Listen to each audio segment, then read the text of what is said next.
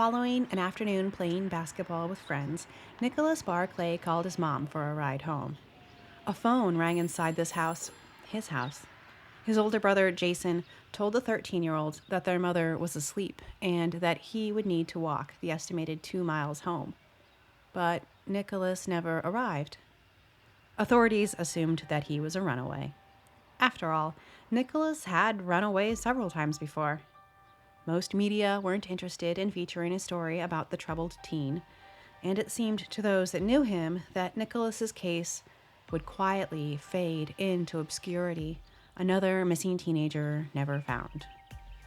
Until, against all odds, 3 years later, authorities received a phone call from Linares, Spain, halfway around the world, 5,000 miles away. Nicholas's case was about to receive a wild turn. But who came home to Texas? Who was the stranger living in their house? Nicholas Barclay went from overlooked missing person to famously found overnight. There are many types of stories, ones with twists, ones with happy endings, ones that make us feel good, and ones that leave you with a pit in your stomach. No resolution, no love, no faith in answers. This is the story of the disappearance of Nicholas Barclay.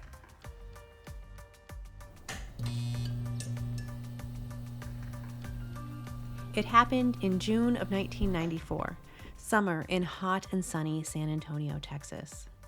There is some unclarity about exactly when and where Nicholas disappeared. His case didn't get a whole lot of attention at first. Most of the media is from years later.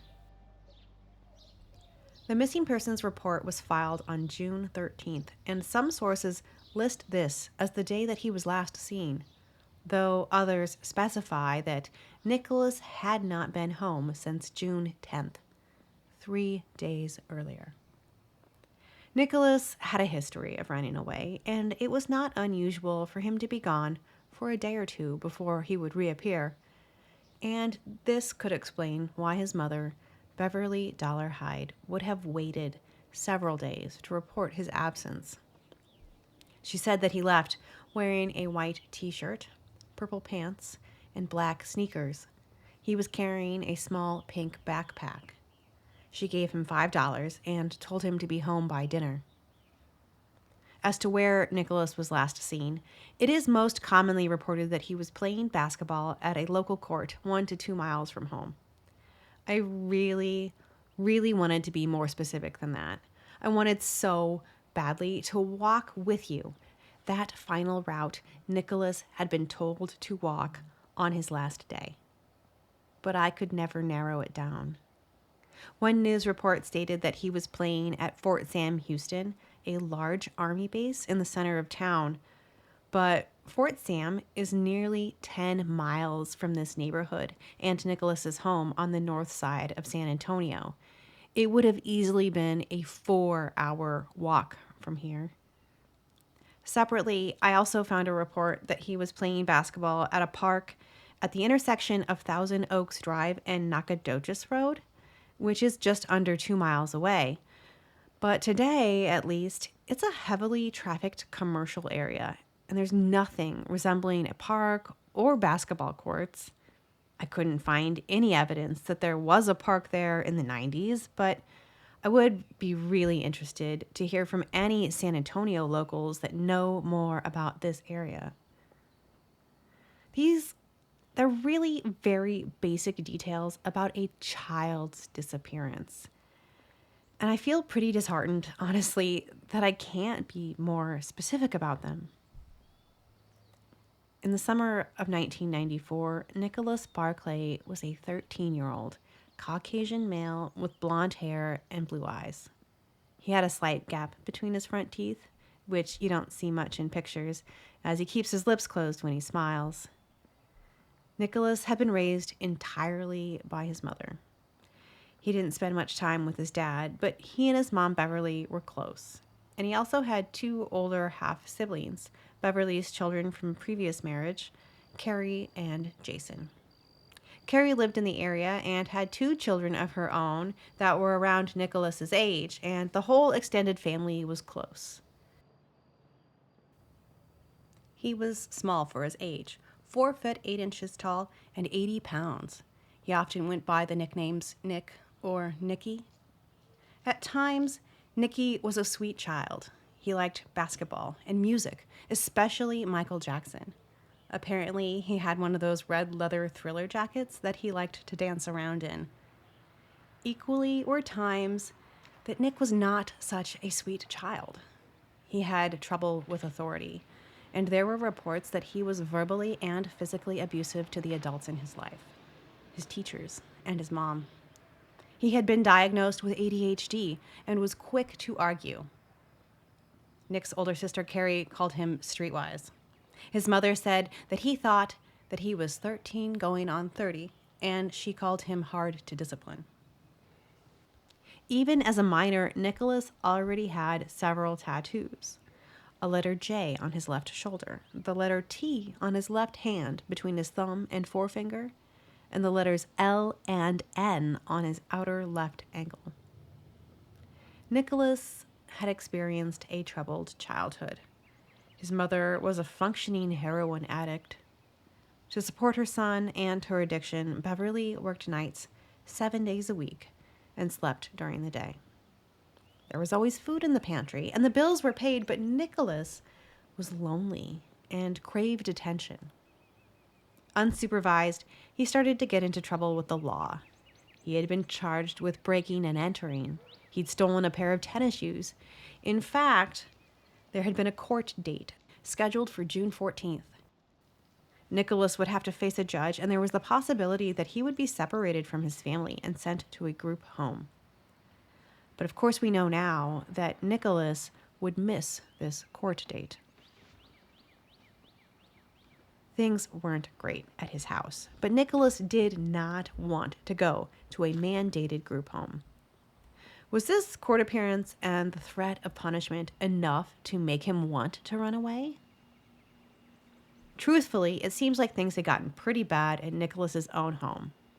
In an effort to rein in Nicky's tough kid attitude and increasingly criminal tendencies, Beverly had enlisted the help of her oldest son, Jason, moving him back into her house to help supervise. But Jason's presence had only aggravated the situation, and neighbors reported that shouting and squad cars had become a regular occurrence. Teachers contacted Child Protective Services when Nicholas arrived at school with bruising, and like I mentioned before, sometimes he just wouldn't go home. Following an argument, he would go out and stay away for a day or two before returning to his house. Where he went during this time and where he stayed, we don't know. And I'm not sure that investigators know either. Authorities were slow to respond to Beverly's report of her missing son. Given Nicholas's reputation with law enforcement and the scheduled court appearance, they assumed that he was simply running away, and that, like before, he would show up in a day or so. When that didn't happen, there was no massive media appeal for his return, no press conferences, no billboards. Nicholas was a 4 foot 8 inch tall, 80-pound child. Small for his age, he was the height of an average 10-year-old. The young teen with a bright pink backpack would have been hard to miss if anyone had been looking for him. Nicholas's mom had given him just $5 on the day of his disappearance. Surely it would not have lasted him long. Why there was no media coverage during Nicholas's initial disappearance is, in my opinion, a total tragedy. As days passed, and police did begin an investigation, they discovered that Nicholas had left all of his belongings behind. Other than the clothes he had been wearing and the small backpack he had taken, All of Nicholas's treasured items were still in the house. Beverly has said that it wouldn't have been unusual for Nicholas to have accepted a ride from a stranger. Unwilling to walk, did he take a ride from the wrong person? It appears that there was no effort made to track down surveillance footage or interview homeowners from along his route, a route that is itself uncertain. The family was frustrated about the lack of progress with police. They took action, putting up flyers to spread the word of their missing boy, but it was to no avail. Then, more than 3 months later that fall, Nicholas's older brother Jason called police to report Nicholas trying to break into the family garage. He said that Nicholas fled when he realized that he'd been seen. Officers searched the neighborhood, but Nicholas was nowhere to be found. There was, however, a renewed hope that perhaps he was alive and well, living somewhere in San Antonio, waiting for the right time to come home. The whole family waited. A year later, in the fall of 1995, Nicholas's image and story appeared in newspapers across the nation as part of a missing persons effort published in Our Voices, a section for teen readers. But if there were any leads in response, they went nowhere.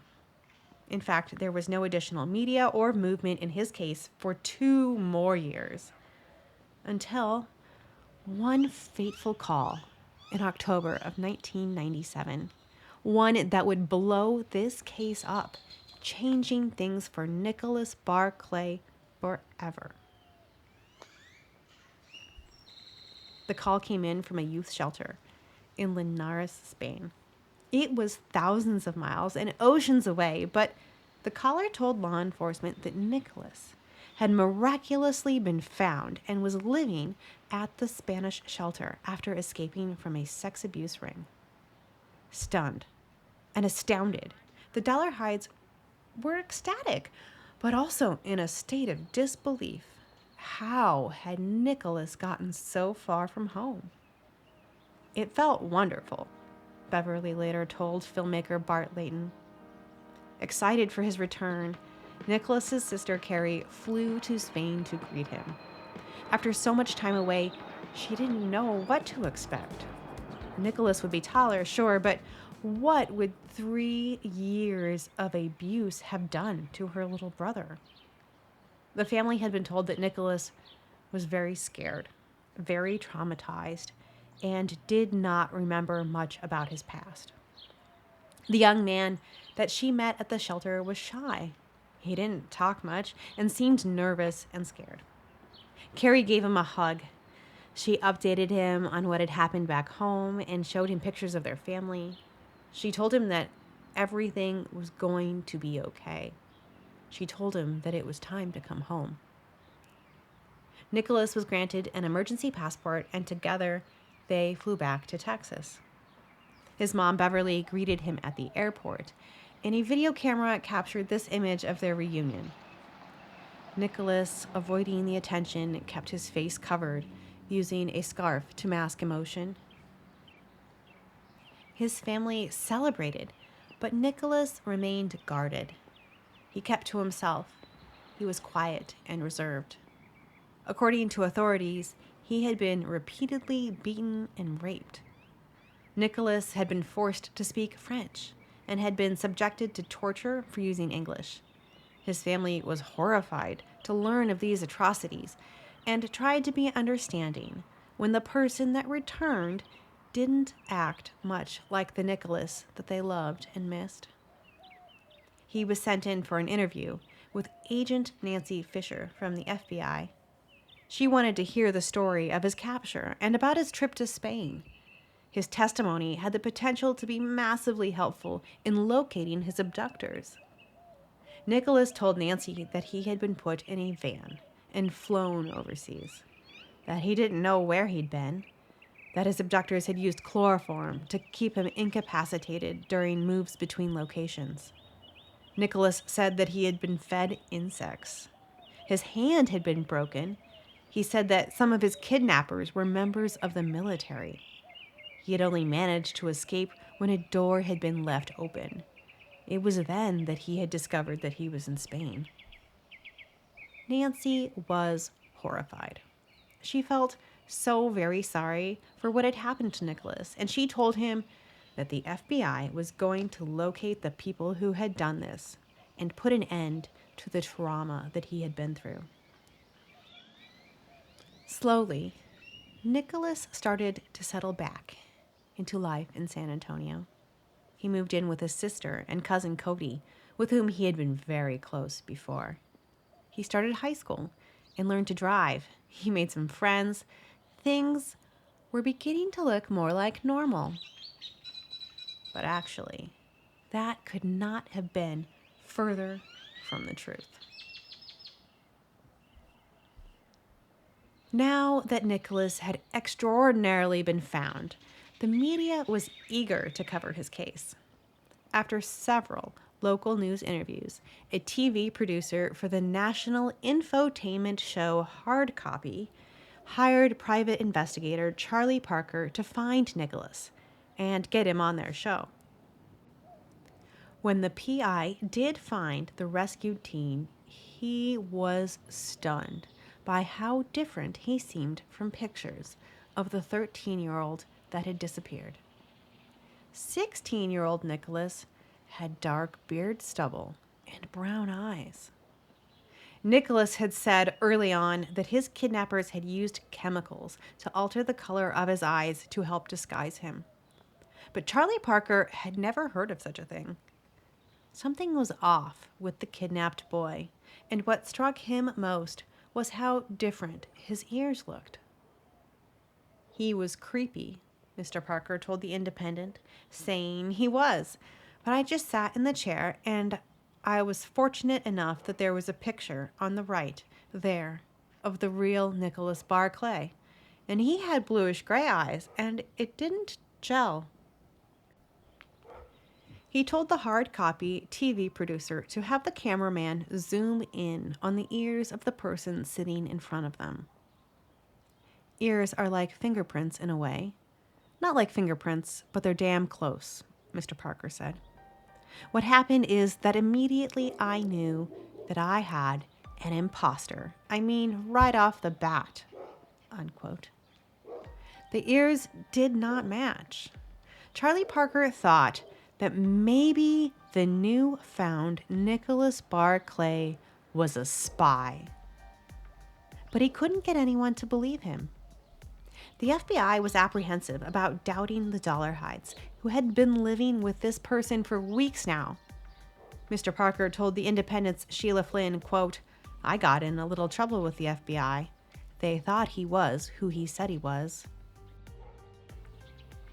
Agents at the FBI told the detective that he was going down the wrong path and threatened him with obstruction of justice. Dismayed but not defeated, he came back home and met with his wife, who encouraged him to trust his gut and to continue asking questions. The PI pursued the case on his own time, meticulously following Nicholas wherever he went, mostly on foot, as he had no car. Once the young man spotted him and confronted Mr. Parker, saying, "You're still around." "You bet," the PI replied. "Man, I know you're not Nicholas Barclay, and I'm staying with you no matter what." And after that, they began a friendship of sorts. Nicholas would call the private eye just to talk. Eventually, they began meeting up at a nearby diner once a week for hotcakes. That December, 2 months after his return, Nicholas took Carrie's car and drove it 6 hours to Oklahoma, where he was arrested for speeding. Carrie and her husband, Brian, bailed him out and took him back home, where later that same month he used a razor blade on himself. They checked him into a psychiatric ward for several days, and when he was released, he moved back in with Beverly. Nancy Fisher was still investigating the statements that Nicholas had made to the FBI and needed to learn more about the trafficking ring that had supposedly taken him to Europe. so she took the young man to work with a trauma expert. They flew together from San Antonio to Houston to see forensic psychologist Bruce Perry. When Dr. Perry greeted his newest patient, he knew immediately that this person had not been raised in an English-speaking household. He knew as soon as the boy opened his mouth, based on his accent. Nicholas had been out of the country only 3 years and had been back in Texas for a while. He should have slipped back into an American accent easily. But the young man in front of him spoke with a heavy French accent. Still. He's not Nicholas Barclay, Dr. Perry told Nancy. Floored, Nancy called Carrie and told her that the person living with her was not her little brother, that he could not be. Nancy says that she told Carrie that he was possibly dangerous and that Carrie shrieked. Over the phone, Nancy told Carrie not to come pick up the young man at the airport as planned, and that she and the FBI would sort out where he would stay.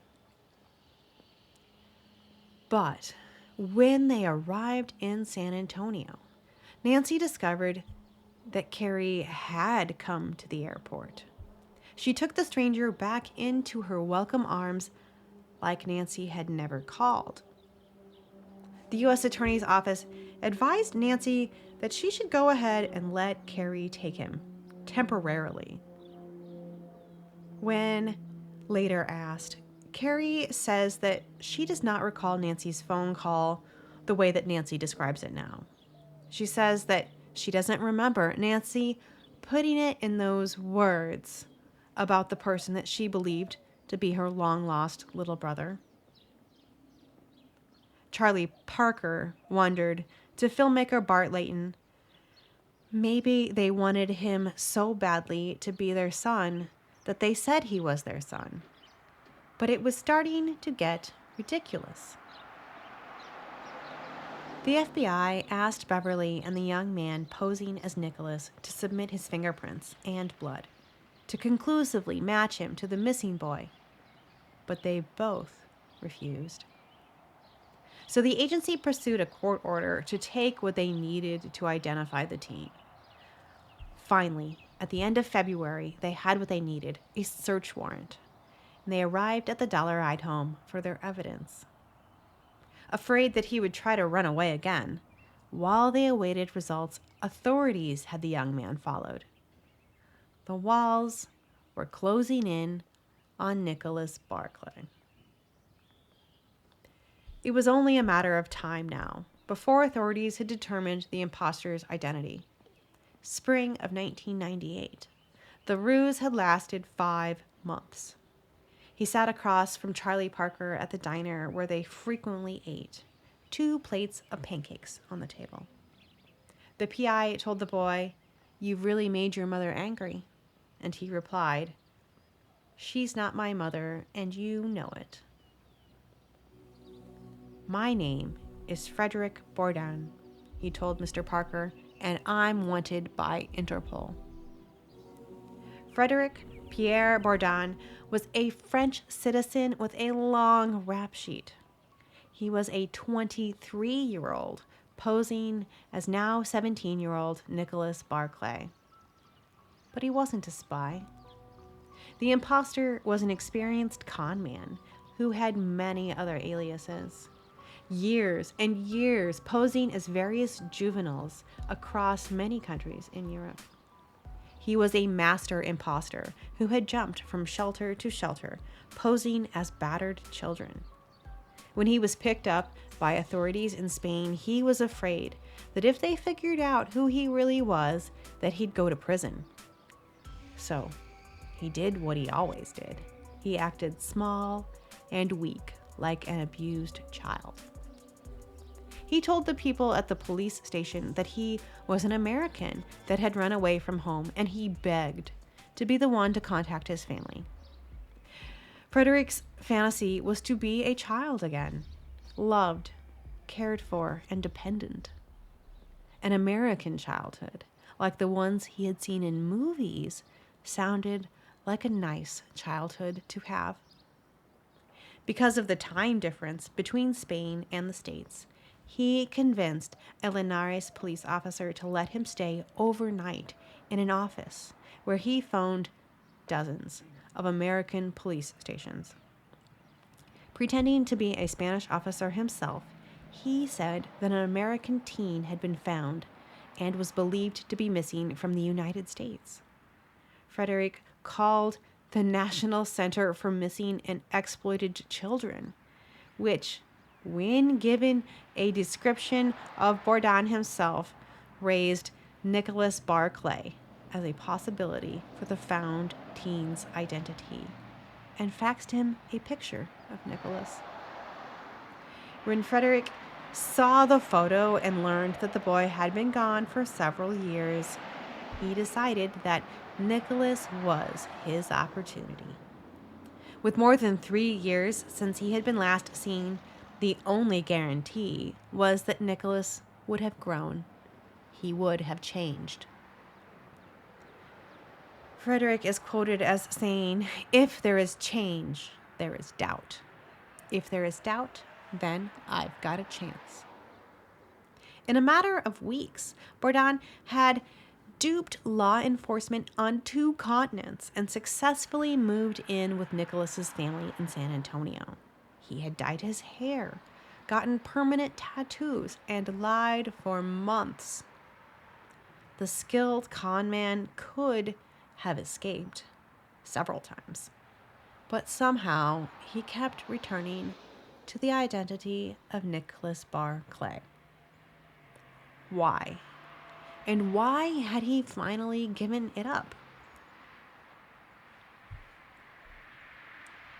In the documentary, The Imposter, Frederick says that he finally admitted his deception because he believed that people close to Nicholas knew that he was faking. Family members. And he alleges that they were even going along with his ruse because they knew that Nicholas had already met his end and wasn't coming back. Frederick blames Nicholas's family for his death and points fingers at his mother and brother primarily.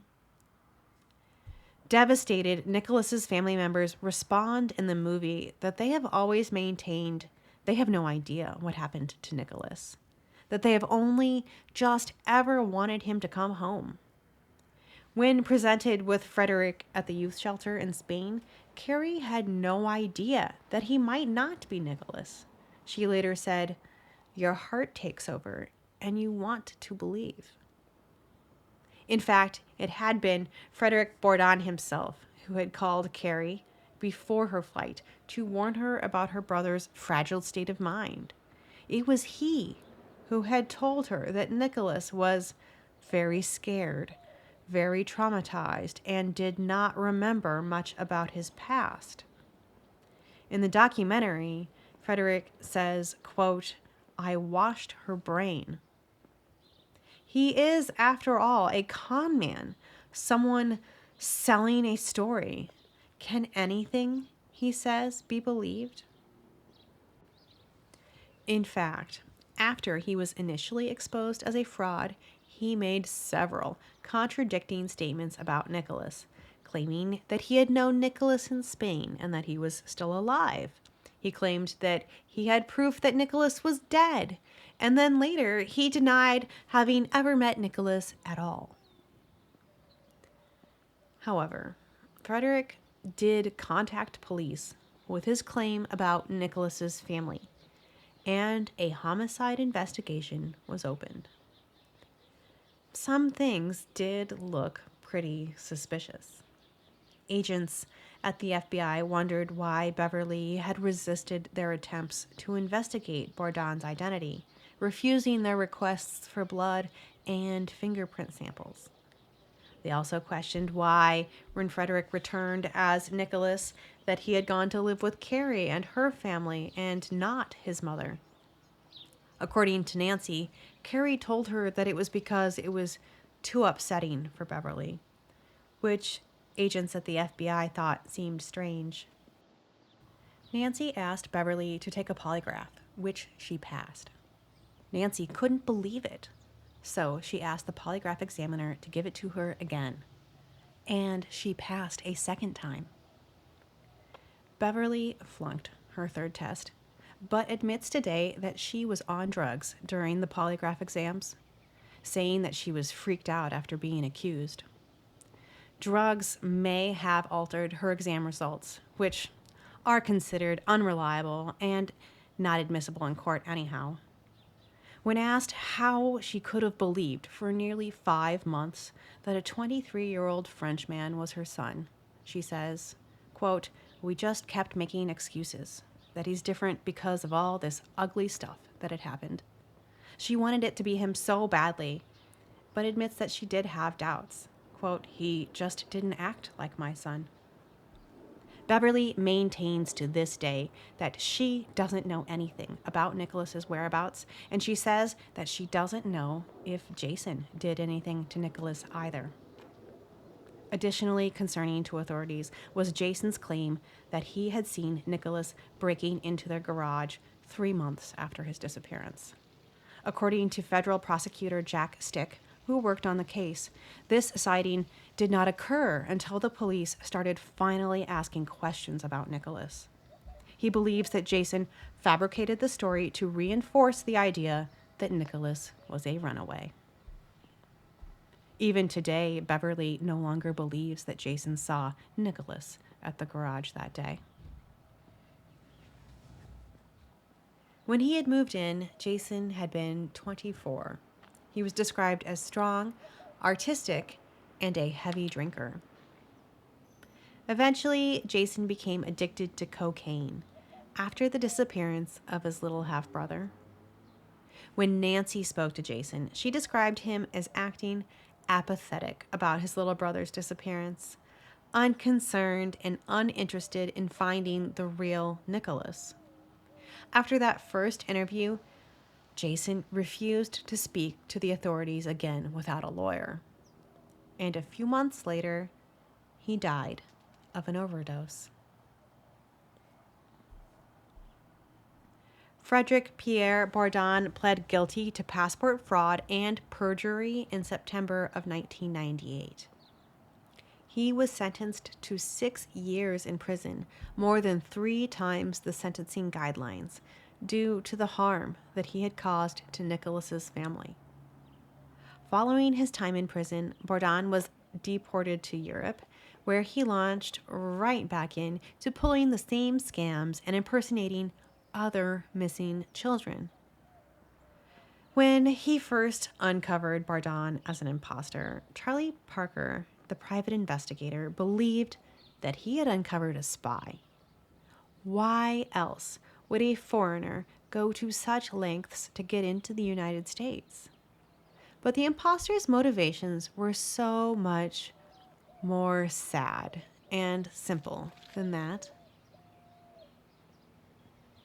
Mr. Parker returned to the Dollar Hyde home after Frederick's arrest and asked Beverly if he could look into his bedroom. He tells this story to Sheila Flynn of The Independent and says, quote, "I just looked into the closet, and he had the 2 pairs of jeans and 2 shirts, and he had nothing. He had accomplished nothing, stolen nothing, wasn't a traitor, wasn't any kind of spy like I thought. And I thought, oh my God, what have I done? You know, he actually was a guy trying to find a home." Unquote. Frederick had become a con man because he was looking for a family to love him. In the documentary, he shares his own alleged backstory, detailing how a loveless family history may have contributed to his need to impersonate others. Though it neglects to mention that Frederick actually communicated with his mother back in Europe during his time in Texas. And what about Nicholas? He had stolen a life, a family, and at what cost?